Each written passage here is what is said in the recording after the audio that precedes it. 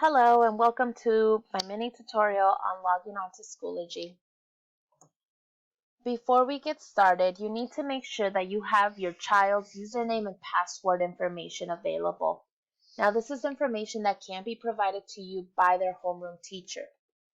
The username will usually follow the same format. It usually has a 1 followed by the first two initials of the first name and then the last name.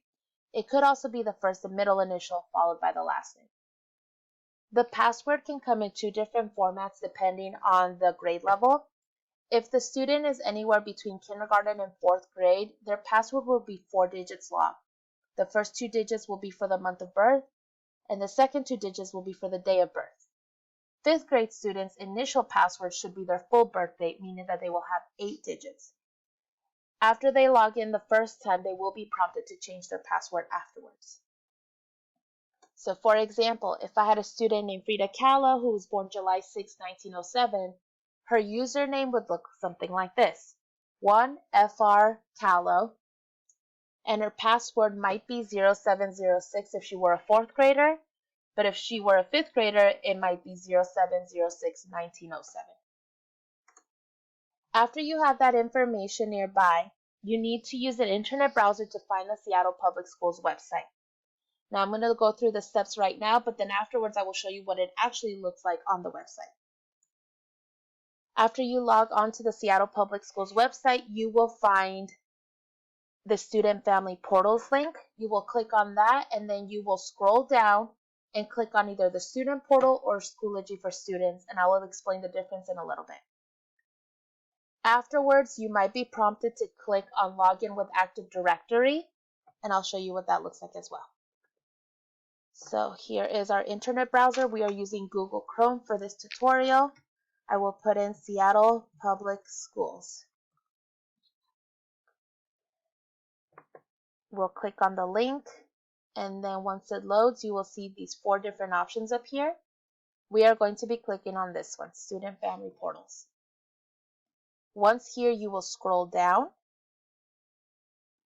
and you can click right here at Student Portal, or you can decide to click on Schoology for Student. Now the difference is that Schoology for Student will take you directly to Schoology. Student Portal will take you to a dashboard with a bunch of different options, including Schoology, but also other websites that are available for use for Seattle Public School students. For the purpose of this tutorial, we will be using Student Portal.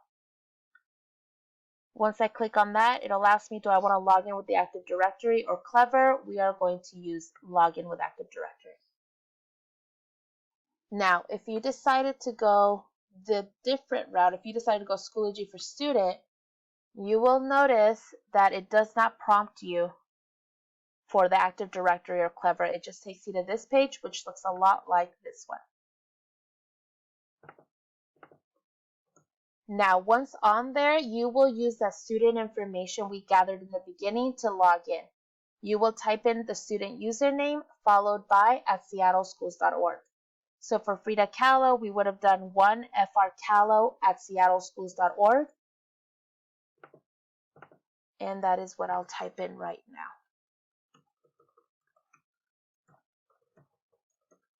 Afterwards, it'll take me to a new page where I will put in my password.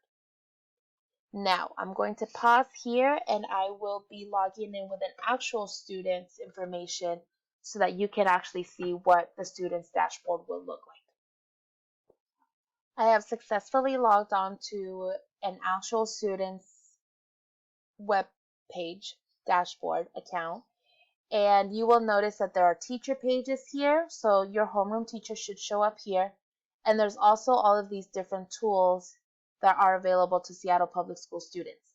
So you'll notice that Schoology is right here. I will click on that, and it will take me directly into the Schoology website. Like I said, the student portal will also give you other options, so they can do typing club if they are old enough. There's Office 365, and there's a couple of different websites that your child can check out as well.